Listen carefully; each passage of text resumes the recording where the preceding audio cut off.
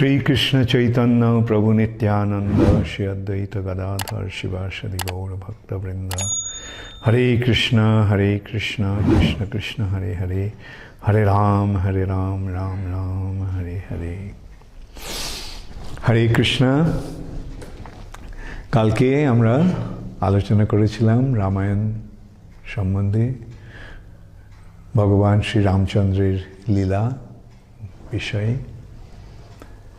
রাবণ মরীচির সহায়তায় সোনার হরিণ রূপে মরীচি এসে সীতাকে প্রলুব্ধ করে এবং এইভাবে সীতার অনুরোধে রাম সেই হরিণটিকে ধরতে যায়, কিন্তু কিছুতেই ধরতে পারে না। তারপরে একসময় তীরবিদ্ধ করে সেই হরিণটিকে মারে। তখন মরীচি তার রাক্ষস রূপ গ্রহণ করে সীতার নাম ধরে, লক্ষণের নাম ধরে, রামের কণ্ঠ অনুকরণ করে লক্ষণের নাম ধরে ডাকতে থাকে তার সাহায্য লাভের জন্য। তখন লক্ষণ যদিও বুঝতে পারে যে এটা কোনো রাক্ষসের কার্য, কিন্তু সীতা অত্যন্ত আতঙ্কিত হয় যে হয়তো রামের কোনো অনিষ্ট হয়েছে। তখন সে সীতা দেবী লক্ষণকে বলে, তুমি যাও রামকে গিয়ে সাহায্য করো। লক্ষণ যদিও বলে যে না, এর কোনো রামকে কে কী করবে, রাম অজেয়, এটা নিশ্চয়ই কোনো রাক্ষসের ছলনা। প্রথমত এই সোনার হরিণ, কোথায় সোনার হরিণ? এ নিশ্চয়ই রাক্ষসের রাক্ষসী জাদু নিয়ে এইভাবে করেছে। আর এই যে কণ্ঠস্বর অঙ্গিত, সেটাও রামের কণ্ঠস্বর অনুকরণ করে করছে। কিন্তু সীতা লক্ষণের কথা শুনল না, লক্ষণকে বারবার অনুরোধ করতে লাগলো, অবশ্যই তিরস্কার করতে লাগলো, অপমান করতে লাগলো, বলতে লাগলো যে হ্যাঁ, আমি বুঝতে পেরেছি, তুমি আমাদের সঙ্গে বনে এসেছো রামের যাতে কোনো অনিষ্ট হয়, সেই অনিষ্টের সাধনের মাধ্যমে তুমি আমাকে ভোগ করতে চাও। তো এইভাবে যখন লক্ষণকে সীতা দেবী তিরস্কার করলেন, তখন লক্ষণ বাধ্য হয়ে রামকে খুঁজতে গেলেন। এবং এই সূত্রে একটা আছে যে লক্ষণ রেখা কেটে দিয়েছিল সীতাকে, এই রেখার থেকে বাইরে না আসতে। এটা বাল্মীকির রামায়ণে এটা নেই। এটা অন্য কোনো রামায়ণের লেখক বা বর্ণনাকারীর এটা কাল্পনিক বিষয়। এই কথা আমাদের গুরুবর্গ শ্রীল ভক্তি সিদ্ধান্ত সরস্বতী ঠাকুর বলেছেন যে লক্ষণ রেখা এটা বাল্মীকির নয়। যাই হোক, তখন রাবণ সন্ন্যাসীর বেশ নিয়ে সীতার কাছে আসে, তো ভিক্ষা চায়। এবং তখন সন্ন্যাসী বেশি রাবণ তার নিজের রূপ ধারণ করে সীতাকে অপহরণ করে। এদিকে রাম মরীচিকে মেরে যখন ফিরে আসছে, তখন দেখে লক্ষণ। তো রাম বলল, কি হলো, তুমি এমন সীতাকে একলা ছেড়ে চলে এলে কেন? লক্ষণ সমস্ত কথা বলল। তখন তারা দুজনে যখন ফিরে এলো, তখন দেখে সেখানে সীতা নেই, একটা রক্তমাখা একটা পড়ে আছে ওখানে। তো ওরা ভাবলো এ নিশ্চয়ই কোনো রাক্ষণ সীতাকে খেয়ে ফেলেছে। তারপরে তারা বুঝতে পারলো এটা হচ্ছে জটায়ু। জটায়ু যখন সীতাকে রাবণ অপহরণ করতে এলো, তখন জটায়ু রাবণকে আক্রমণ করে এবং দুজনের মধ্যে প্রচণ্ড যুদ্ধ হয়। জটায়ু যদি একজন পাখি, কিন্তু সে অত্যন্ত পরাক্রমশালী, সে সাধারণ কোনো পাখি নয়। জটায়ু হচ্ছে গরুড়ের বড় ভাই অরুণের ছেলে। কশ্যপ প্রজাপতির 8 পত্নী, তারা দক্ষের 8 কন্যা, তাদের মধ্যে একজন হচ্ছে বিনতা। এই বিনতার দুই পুত্র হচ্ছে অরুণ এবং জটায়ু। আর অরুণ আর সেনীর পুত্র হচ্ছে জটায়ু এবং সম্পাতি।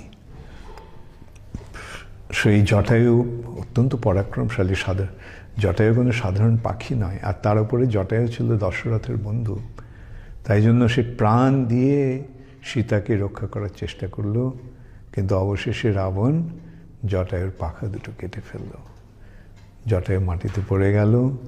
তখন রাম এসে যখন তার কাছে এলো, দেখলে জটায়ু এভাবে রক্তাক্ত অবস্থায় পড়ে আছে। তখন জটায়ু রামকে সমস্ত কথা বলল, কি হয়েছিল এই বলে সে রামচন্দ্রের সামনে রাম নাম উচ্চারণ করতে করতে তার দেহত্যাগ করল। তো এইভাবে যে রাম নাম উচ্চারণ করে দেহত্যাগ করে তার কি হয়, সে ভগবত ধামে ফিরে যায়। জটায়ুর এই পরম সৌভাগ্য হয়েছিল ভগবানের সেবায় নিজের জীবন দেওয়ার ফলে, সেইভাবে ভগবানের কৃপা লাভ করল। রাম নিজে জটায়ুর অন্ত্যেষ্টিক্রিয়া করলেন। লক্ষ্মণকে বললেন, তুমি ইয়ে করো, আগুনের চিতা বানাও। সেই চিতাতে জটায়ুর শরীর রেখে জটায়ুর শরীরে দাহ করা হলো। তারপরে সীতাকে খুঁজতে খুঁজতে তারা বনের মধ্যে হঠাৎ রাম এবং লক্ষ্মণকে দুজনকে কেউ যেন জড়িয়ে হাতে জোর করে ধরে ফেলল। তারপরে তারা রাম এবং লক্ষ্মণ দেখলো এটা একটা রাক্ষস, কবন্ধ। তার মাথা নেই, তার বুকের ওপরে একটা চোখ আর তার পেটের মধ্যে মুখ, কিন্তু তার হাত দুটো বিশাল, সত্যি অত্যন্ত বিশাল, দীর্ঘ নয়, অত্যন্ত শক্তিশালী। রাম আর লক্ষ্মণ তো চাপে অত্যন্ত ব্যতিব্যস্ত হয়ে পড়েছে। তখন লক্ষ্মণ রামকে বলল, রাম এর হাত দুটো ছিল, আমরা কেটে ফেলি। তখন রাম আর লক্ষ্মণ দুজনে তাদের তলোয়ার নিয়ে ওই কবন্ধের হাত দুটো কেটে ফেলল। আর এই কবন্ধ রাম নাম শুনে সে আশ্চর্য হয়ে গেল। তখন ও বলল যে অবশেষে আমি রামের সাক্ষাৎ পেলাম। রাম আর লক্ষ্মণ জিজ্ঞাসা করল, তুমি কিভাবে জানলে আমাদের নাম? তখন কবন্ধ বলল তার ইতিহাস, যে সে ছিল একজন গন্ধর্ব, অত্যন্ত পরাক্রমশালী হয়ে ব্রহ্মার বরে অত্যন্ত সে পরাক্রমশালী হয়ে পড়ে অত্যন্ত শক্তি অর্জন করেছিল। তো সেই শক্তি অর্জন করে দম্ভ ভরে সে ইন্দ্রের সঙ্গে যুদ্ধ করতে গিয়েছিল। কিন্তু ইন্দ্র বজ্র দিয়ে তাকে আঘাত করে, তার ফলে তার মাথাটা তার শরীরের মধ্যে ঢুকে যায়। তখন সেই তাকে বলে, ইন্দ্রকে বলে যে এই অবস্থায় তুমি আমাকে বাঁচিয়ে রেখো না, তুমি আমাকে মেরে ফেলো। তো ইন্দ্র বলেছিল যে না, তুমি ব্রহ্মার যে রয়েছে, বর রয়েছে, সেটা আমি লঙ্ঘন করব না। ব্রহ্মা তোমাকে দীর্ঘ আয়ু দান করেছেন, সেটা আমি লঙ্ঘন করব না। তখন সে বলেছিল, তাহলে আমি এই অবস্থায় আমি কি করে বাঁচবো? আমার মুখ চোখ সব তো নেই, আর আমার শরীরের মধ্যে ঢুকে গেছে। তখন ইন্দ্র বলল, ঠিক আছে, তোমার বুকের ওপরে তোমার চোখ হবে, আর তোমার পেটের মধ্যে তোমার মুখ হবে, আর তোমার দুটো হাত অত্যন্ত দীর্ঘ হবে, এবং সেই দীর্ঘ হাত দিয়ে তুমি বিভিন্ন জন্তু জানোয়ারদের ধরে তুমি আহার করে জীবন ধারণ করবে। তো বলেছিল, কিন্তু এইভাবে এই অবস্থায় আমি কি করে বাঁচব? তখন আমার উদ্ধারের কি উপায় হবে? তখন ইন্দ্র বলেছিল, শ্রী রামচন্দ্র যখন তার লীলাবিলাস করতে আসবেন, তখন তোমার হাত দুটো, রাম আর লক্ষ্মণ তোমার হাত দুটো যখন কেটে ফেলবে, তখন তোমার উদ্ধার হবে। এবং রাম যখন তোমার এই শরীরটিকে যখন দাহ করবে তখন সেই বলেছিল কৃপা করে আমার এই শরীরটি আপনারা দাহ করে দিন। তখন রাম লক্ষ্মণকে বলল তুমি একটা চিতা সাজাও, এবং সেই চিতার আগুনে যখন সেই শরীরটি দাহ হতে লাগলো, দাহ করা হলো, তখন সে তার দিব্য রূপ লাভ করে সেখান থেকে বেরিয়ে এলো। তো রাম তাকে বলল তুমি আমাকে বলো আর কোথায় আমি রাবণকে খুঁজে পাবো। ও বলল রাবণ কোথায় আছে, রাবণকে আমি জানি না, তবে পম্পা সরোবরের তীরে সেখানে ঋষ্যমুখ পর্বত আছে, সেই ঋষ্যমুখ পর্বতে সুগ্রীব বানর আছে, সেই সুগ্রীব তোমার সহায় হবে। আর সুগ্রীবের অবস্থা আর তোমার অবস্থা একটা একরকম। তোমার অবস্থা, তোমার পত্নীকে যেমন রাবণ চুরি করে নিয়ে গেছে, তেমনি সুগ্রীবের পত্নী রুমাকে তার ভাই বালি নিয়ে বলপূর্বক নিয়ে গেছে। তো এই সুগ্রীবই তোমাকে রাবণকে খুঁজে পেতে এবং সীতাকে উদ্ধার করতে সাহায্য করবে। তখন রাম এবং লক্ষ্মণ পম্পা সরোবরের তীরে সেই ঋষ্যমুখ পর্বতে এলো। সেই ঋষ্যমুখ পর্বতে সুগ্রীব তার বানর সহচর, কয়েকজন বানর সহচর নিয়েছিল। সেই বানর সহচরদের মধ্যে প্রধান ছিল হনুমান, জাম্ববান, নীল, মৈন্দ, দ্বিবিদ, এরা সকলে। তো রাম এবং লক্ষ্মণকে এইভাবে আসতে দেখে সুগ্রীবের মনে হলো এরা কারা, এদের দেখতে তপস্বীর মতো কিন্তু হাতে অস্ত্র, এটা তো সাধারণ নয়, এরা কি আমাকে আক্রমণ করতে আসছে? তখন হনুমান তাকে আশ্বাস দিয়ে বলল না, ভয়ের কিছু নেই, এদের দেখে মনে হচ্ছে যে এরা খুব ভালো মানুষ, এরা কারো তোমার অনিষ্ট করতে আসেনি। তখন সুগ্রীব বলল যাও হনুমান, তুমি গিয়ে দেখো ওরা কারা। তখন হনুমান এখন একজন ব্রাহ্মণ তপস্বী বালকের রূপ নিয়ে রামের কাছে এসে জিজ্ঞাসা করলো আপনারা কে, আপনারা কেন একদিকে আপনারা তপস্বী আবার সঙ্গে অস্ত্র। তখন রাম তার সমস্ত বৃত্তান্ত তাকে বলল, এবং যখন হনুমান বলল যে সে হচ্ছে সুগ্রীবের সহচর, তখন রাম অত্যন্ত আনন্দিত হলো, হয়ে বলল কোথায় সুগ্রীব কোথায়। হনুমান তখন রাম এবং লক্ষ্মণকে নিয়ে গেল ঋষ্যমুখ পর্বতে। সেখানে সুগ্রীবের সঙ্গে তাদের পরিচয় হলো। সুগ্রীব তার নিজের কথা তাকে রামচন্দ্রকে বললেন। এই সুগ্রীব তার বড় ভাই বালি, এরা দুজন অত্যন্ত শক্তিশালী। বালি বিশেষ করে প্রচণ্ড শক্তিশালী সে। তো একদিন মায়াবী বলে একটি দানব এসে এক রাত্রিবেলা সুগ্রীবকে যুদ্ধে আহ্বান করে, বালিকে যুদ্ধে আহ্বান করে। তখন বালি বেরিয়ে আসে, বালি সুগ্রীব সঙ্গে সঙ্গে আসে। তো ওদের দুজনকে আসতে দেখে মায়াবী ভয় পেয়ে পালায় ওখান থেকে, এবং বালি আর সুগ্রীব দুজনেই তাকে তার পেছনে পেছনে ছুটতে ছুটতে অনেক দূরে এসে তখন সেই মায়াবী একটা গুহার মধ্যে ঢুকে যায়। বালি বলে আমি দেখছি ওকে খুঁজে, এই গুহার মধ্যে ওকে আমি খুঁজে বার করব, খুঁজে আমি ওকে মেরে ফেলবো। আর সুগ্রীব তুমি বাইরে থাকো, এই গুহার মুখটা আগলে রাখো, আর যতক্ষণ আমি ফিরে আসি ততক্ষণ তুমি যেও না এখান থেকে। তো এইভাবে 1 বছর কেটে যায়। সুগ্রীব সেই গুহার মুখে অপেক্ষা করছে।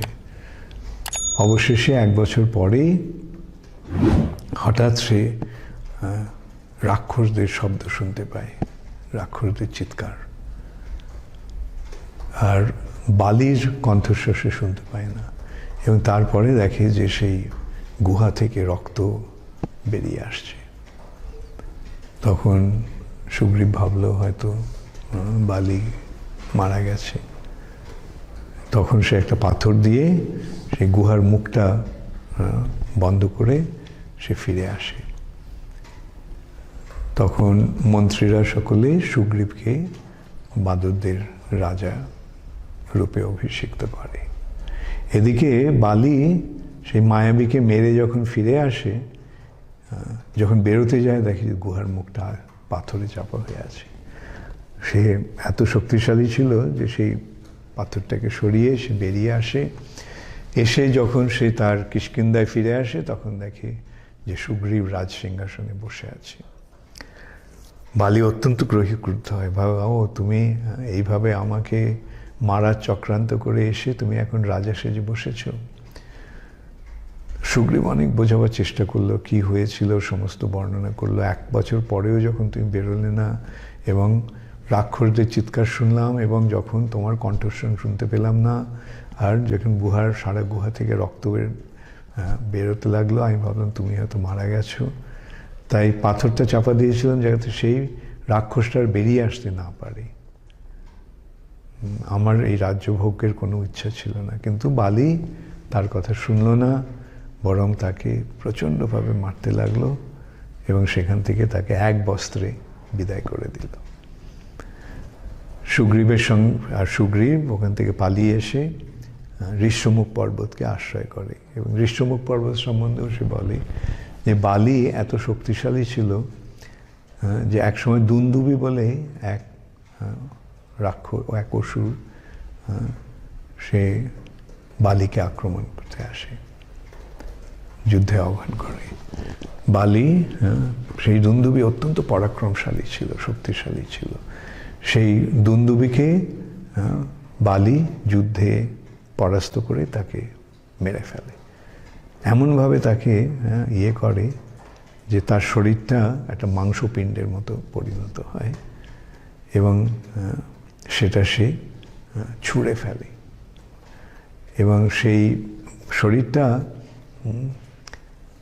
80 মাইল দূরে গিয়ে 8 মাইল দূরে গিয়ে পড়ে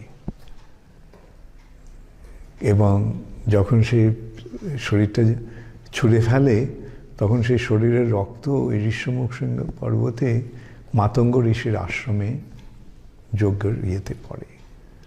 তো মাতঙ্গ ঋষি অত্যন্ত ক্রুদ্ধ হয়ে অভিশাপ দেয় যে এই কার্যটি করেছে সে যদি কখনো এই পর্বতের কাছে আসে তাহলে সে পাথর হয়ে যাবে।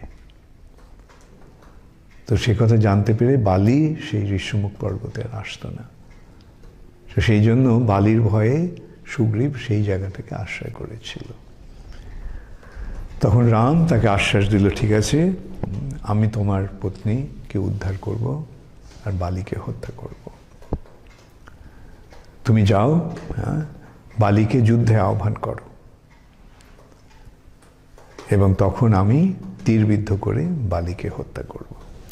সুগ্রীব গিয়ে এইভাবে রামের নির্দেশ অনুসারে বালির প্রাসাদের কাছে গিয়ে সে করতে লাগলো, চিৎকার করে বলতে লাগলো যুদ্ধে আহ্বান করার জন্য।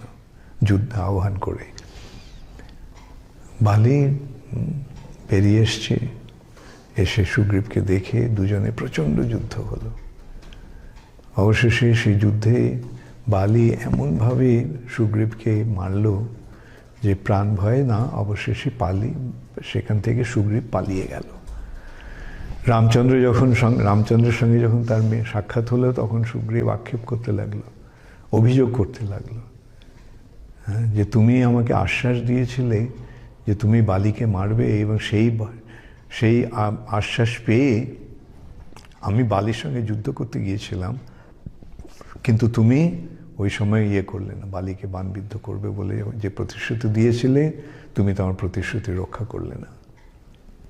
রামচন্দ্র তখন বললো, দেখো তোমরা দুজনে যখন যুদ্ধ করছিলে তোমাদের দুজনকে দেখতে একরকম, একদম কে যে তুমি আর কে যে বালি সেটা আমি বুঝতে পারছিলাম না। তো যাও তুমি আবার বালির সঙ্গে যুদ্ধ করো, এবার আমি ওকে অবশ্যই হত্যা করব। তখন লক্ষ্মণ সুগ্রীবের গলায় একটা পুষ্পিত লতা জড়িয়ে দেয় যাতে রাম চিনতে পারে। তো সুগ্রীব গিয়ে আবার বালিকে যুদ্ধে আহ্বান করেছে। বালি রেগে বল, কি ব্যাপার, আমি এতক্ষণ ইয়ে করলে এবার আর আমি ওকে ছাড়বো না, এবার আমি একেবারে মেরে ফেলবো ওকে।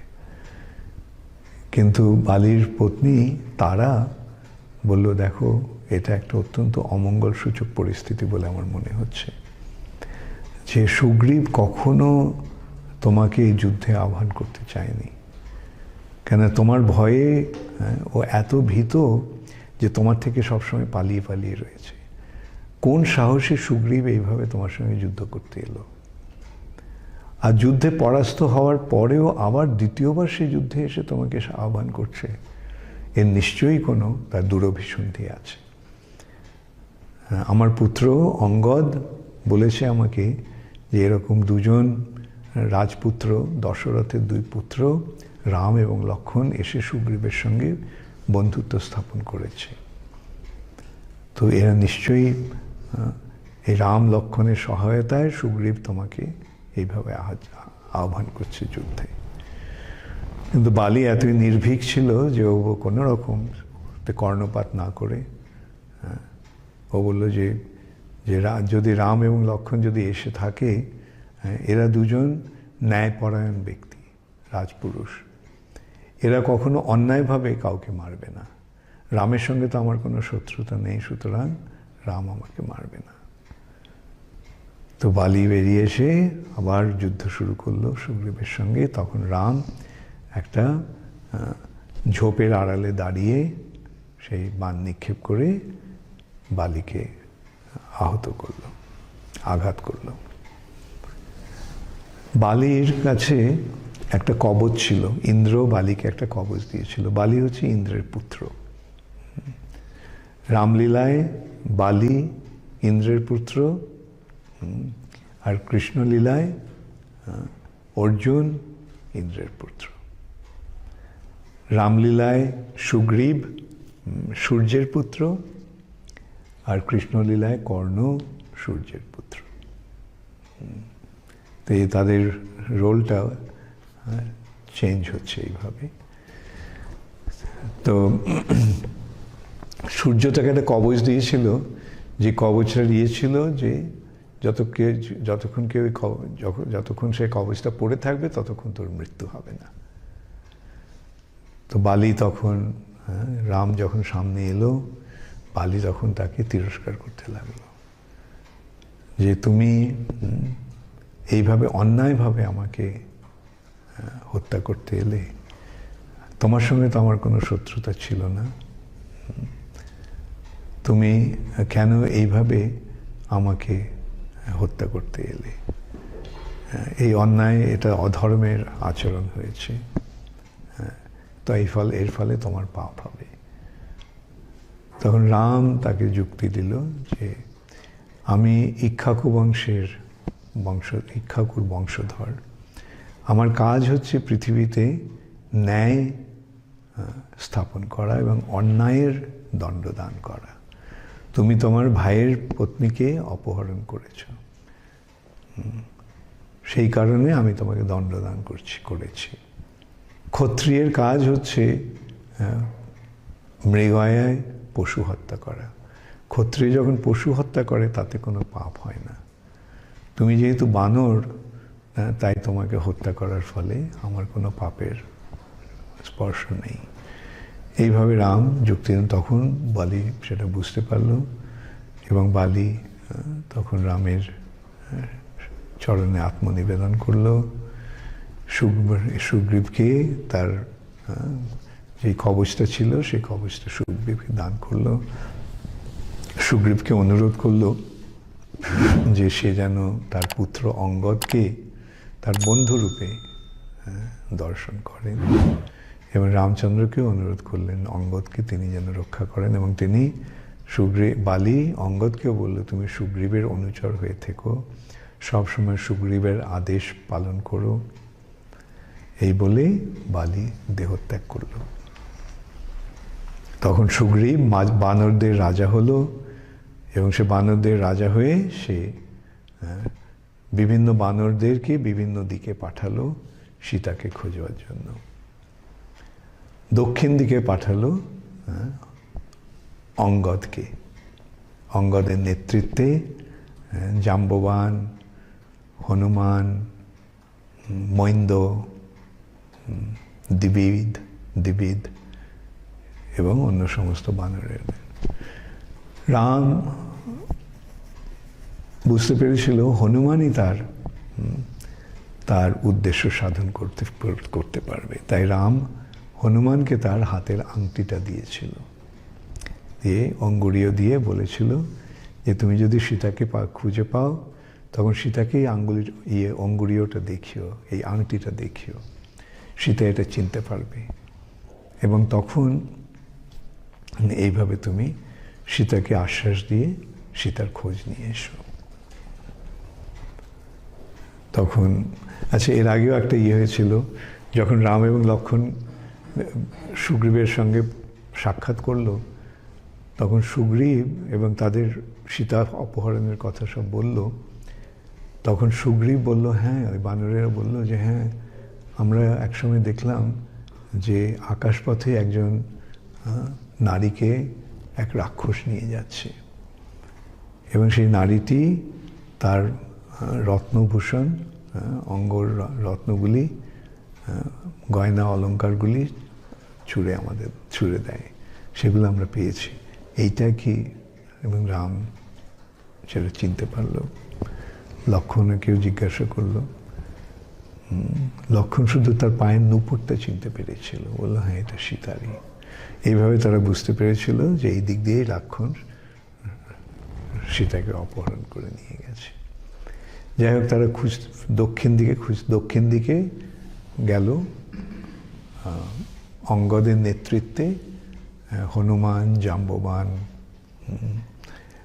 নীল, মৈন্দ, দ্বিবিদ আদি বানরেরা। তোরা খুঁজতে খুঁজতে বহুদিন পরে, অনেক দিন হয়ে গেছে, কি খুঁজে পাচ্ছে না সীতাকে কোথাও। তখন এক সময় তারা যখন পরিক্রান্ত হয়ে একটা পাহাড়ের নিচে এসে বসেছে, তখন একটা পাখি বলছে যে ও এতদিন পরে আমার কিছু খাবার এলো। তখন বানরেরা বলতে লাগলো যে এখন আমাদের এই পরিণতি হবে, এই পাখি এখন আমাদের খাবে, বরং এই পাখিটাই আমাদের খেয়ে নিক। রামচন্দ্রের কাছে আমরা আর ফিরে যেতে পারবো না, সীতার খোঁজ না নিয়ে কোন মুখে আমরা ফিরে যাব? দেখো, এই রাবণের জন্য কত অসুবিধা হলো, এখন এই রাবণের জন্য আমাদের এখন জীবনপাত হবে, যেভাবে জটায়ুর জীবনপাত হয়েছিল সীতাকে রক্ষা করতে গিয়ে। তো জটায়ুর নাম শুনে সেই পাখিটা বললো, আরে তোমরা জটায়ুকে চেনো? তখন ওরা বললো যে সমস্ত জটায়ুর কথা জানালো, কি হয়েছিল। তখন সেই পাখিটা বললো, জটায়ু আমার বড় ভাই, আমরা দুজনে সূর্যের সঙ্গে প্রতিদ্বন্দ্বিতা করতে যাচ্ছিলাম। তখন সূর্যের তাপে আমার পাখাটা জ্বলে যায় এবং বজ্রের আঘাতে আমি পড়ে যাই। এইখানে এইভাবে আমার পাখাগুলো পুড়ে গেছে, তাই জন্য আমি আর কোথাও যেতে পারি না। যে খাবার আসে, আমার ছেলে মাঝে মাঝে খাবার নিয়ে আসে আমার জন্য। তো আমার ছেলে একসময় বলেছিল যে একটা রাক্ষস এইভাবে এক রমণীকে চুরি করে নিয়ে যাচ্ছিল, সেই রমণীটি আর্তনাদ করছিল সাহায্যের জন্য।